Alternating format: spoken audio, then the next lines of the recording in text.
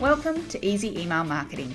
I'm your host, Yael Keown, mum, FIFO wife, MBA, coffee lover, Survivor superfan, and creator of the email experience. In Easy Email Marketing, you'll benefit from my nearly 20 years experience, where I'll be teaching you all the tips, tricks, and insider info on how to create feel-good, non-spammy experiences for your subscribers. Let's get stuck in. Welcome back to Easy Email Marketing. I'm your host, Yael Keown, and today's episode is a small taste of the type of content you'll see inside the email experience. This month, I shared a brand new lesson all about how to increase your email conversion rate. So I thought I would share a few of the key factors and the highlights right here in this episode. For the purposes of this episode, I'll be talking about a conversion as your subscriber making a purchase from you, because of course, that is what we are all after. However, you can take the advice in this episode to tailor it to anything you want your subscriber to do, or anything you want your audience to do anywhere in your world. But in emails, that could be, clicking a link to read something, to download something, to answer a question, whatever the action is that you want your subscriber to do, then you can apply these philosophies throughout. So as I was researching the lesson for the email experience, I came across a really handy framework for conversions called the LIFT model. It was developed by Chris Goward from conversion.com, and it just really highlighted the key elements. And so what I have done is I have taken those and I have applied them to email marketing, because the LIFT model, it stands for landing page influence function for tests. So obviously it's designed for like lead pages and website pages and stuff online, but we can of course apply it to email. Now, what Chris shares is 6 key conversion factors that will help, obviously, you increase your conversions on those landing pages. But of course, we can take these same factors and apply them to email as well. So let's dive into them, shall we? Now, the first one is your value proposition. So of course, this is your offer.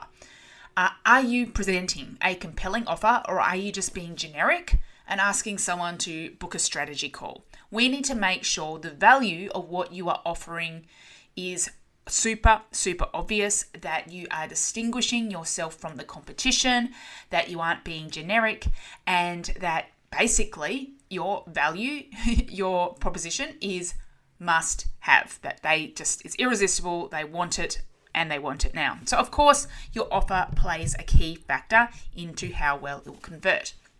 The second conversion factor is relevance. So we want to increase the relevance of your offer to your audience, or increase the relevance of the email you are sending to your audience. And we can do this in email marketing in 2 ways. The first way is understanding where they came from. And I talk about this time and time again. So the key question, the biggest question we want to answer here is, what did they sign up for? Where did they sign up? So if they signed up for a coupon code, obviously you can go in straight away sending them a coupon code and sending them those sales emails. If they made a purchase, maybe your focus is more on sending customer service type emails. Or if they signed up for a lead magnet, some sort of download, then perhaps they are looking for help, and you might need to focus more of your efforts on nurturing and advice and giving them solutions to a problem. So where did they come from? That's how we make it more relevant to them. The second way we can increase relevance is understanding if it is for them. So your customer, your subscriber will look at this email and go, is this for me? And to make sure it really is for them, we want to utilize segmenting. And I've talked about this at length in a number of episodes. Like, you want to think about, maybe I'm going to segmenting your audience by different categories, different interests, different stages, but even at a basic level, understanding who's a customer or not a customer, who's a cold lead versus a warm lead, who's engaged versus not engaged, and speaking to those people in different ways. So we also increase relevance by having these segments or groups of subscribers and sending them special content or targeting them at different times. So increasing relevance by understanding where they came from, as well as really focusing on, is this for me? Because if you start talking to a certain category of person or a certain interest, Your language obviously can be more and more specific, that it's clear, oh yeah, this is for me. Again, this is all about right emails to the right people at the right time, what I go on about all of the time. This is all about creating that relevance. The third conversion factor is clarity. So we want to increase clarity. And we do this again in two ways. The first way is through clear, succinct messaging. So really saying, is this for me? Again, by saying this is for you if, you're really focusing on the benefits and the tangible outcomes of your offer.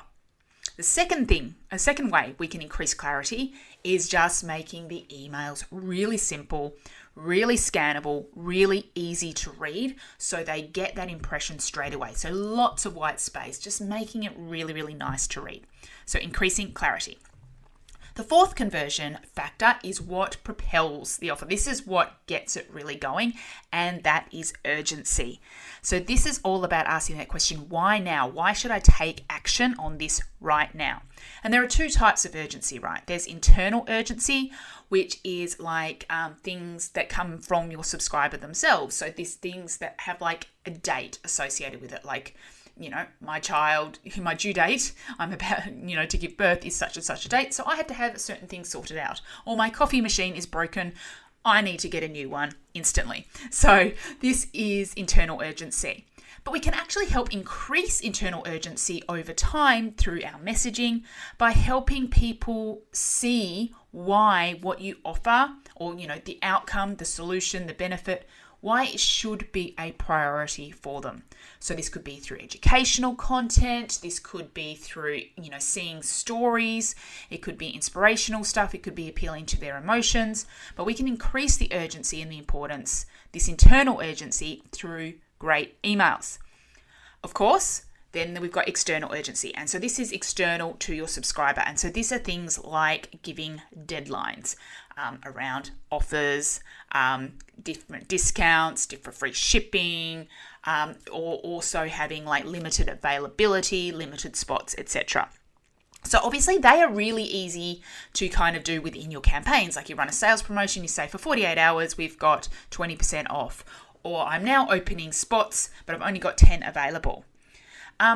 Where people get stuck is understanding how they can add urgency in automations. And this is really somewhere that I think people are really missing out on a ton of opportunities.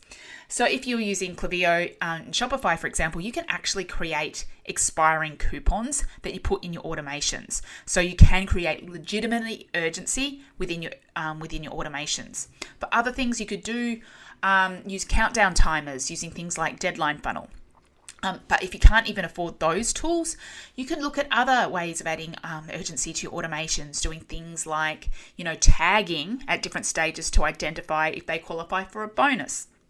So you can tag them to say, okay, they qualify for this bonus, and then after that would expire, you remove the tag, so they don't get it anymore. It could be as simple as offering a limited number of spots each month as well. So there are ways we can add this urgency factor to our automations. Okay.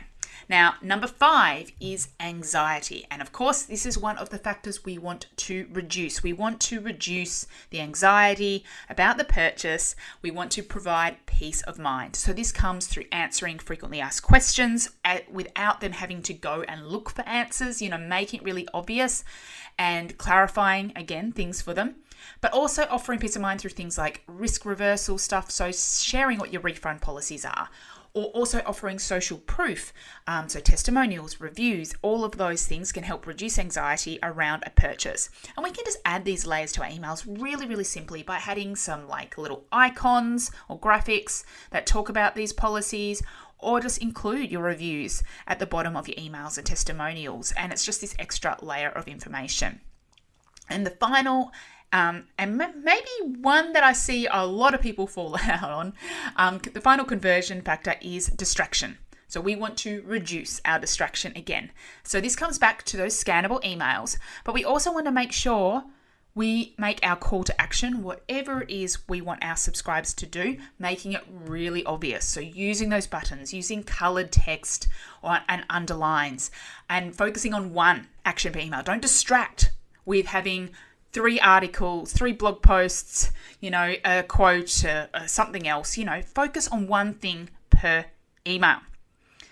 But we also, and please, and this is something that I see, a challenge again, is we also want to reduce distraction after the click as well. So when someone clicks through, where are they clicking through to?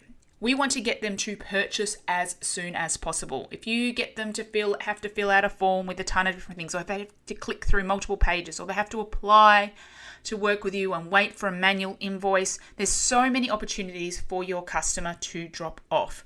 So while that's not strictly email, we still need to think about, okay, why are my emails converting? Maybe people are clicking and they're not actually finishing the transactions because there's just too many hurdles, too many steps in the way. So we want to make sure they can pay you the money as soon as possible. So there you go. As you create each email or an automation, or you're layering in a strategy to your email marketing, I want you to take yourself through these 6 items and see if you need to increase or decrease any given factor. So recapping, the first one is your value proposition, as also known as your offer. We want to increase the relevance of that offer by talking about where they came from. When is this for me? We want to increase clarity. We also want to increase urgency, and we want to reduce anxiety and reduce distraction. Hopefully, you have identified maybe 1 or 2 of the places that you think, I could improve, and we'll just see how you can increase your email conversions based on these. If you want more practical tips and advice like this, and I go into a lot more detail within that lesson I alluded to, with a lot more examples, then absolutely I would invite you to join the waitlist for the email experience. Inside you get all the training on strategy and tech that you need to implement impactful and converting email marketing. Plus you get support from me through coaching calls, tech checks, copy critiques, and so much more, so you can apply what you learn to your unique business, because obviously this is more generic advice, but we can provide really practical tips for you.